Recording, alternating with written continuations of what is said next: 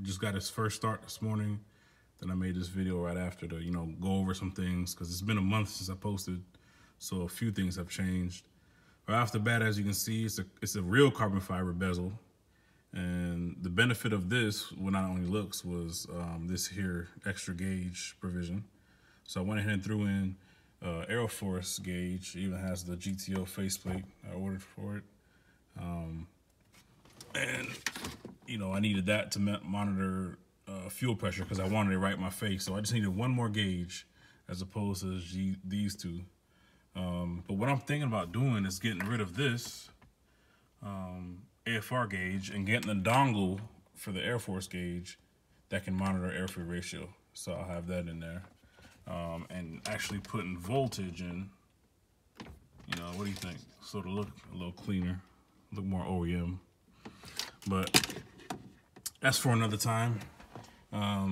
As you can see, I ran the AFR gauge way back behind the radio. So it's actually gonna go right under there, real clean, out of sight, out of mind. But yeah, let me turn it on and show you guys some things in the engine bay.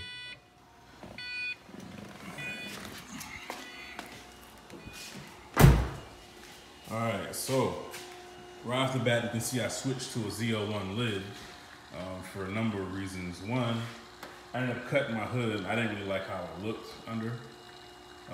So right off the bat, that was my excuse to tell my wife, hey, I'm buying a Maverick Man carbon fiber cowl hood, which will be here tomorrow. And I'm actually gonna get a heat extractor added to it. First of its kind, so stay tuned for that. It's gonna look great. So what else? We have fuel pressure is good. As you saw in the last video, it's around 61, 62, but this is a little cheap little gauge. So I don't know how accurate it is.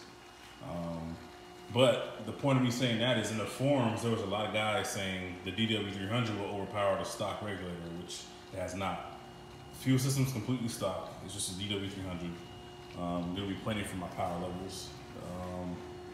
And I actually found out my injectors are 72 pounds, which it leaves me plenty of room to grow. They are 60-pound injectors, but at GM's pressure, they're a lot higher. I just found that out last night. Moving on. You can hear the pump going. This thing actually flows really well. See that?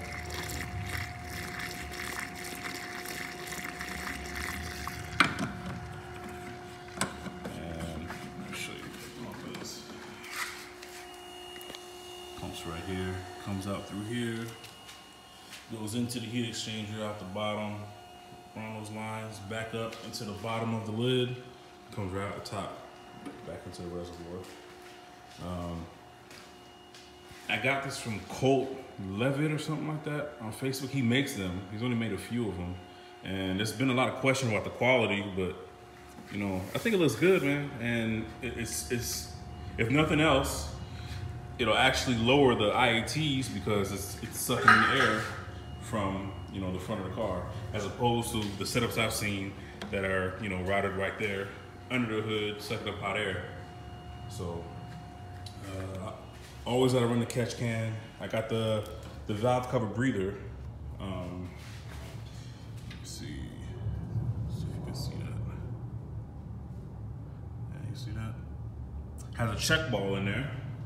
So under boost, if there's any positive crankcase pressure, the check ball will lift up and it'll vent all the fucking pressure out, so save my seals and such. This right here is for the coolant pump and the alternator. This car was wired up funny when I got it. It would always kill the battery, so I finally put a relay on it so the alternator would always be on. But there we go, man. Should be a nice little setup. Next video you see, it'll be running probably on a dyno. So you guys stay tuned, man.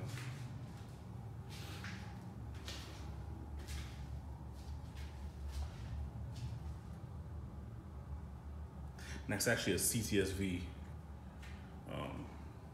alternator. Got that wired up.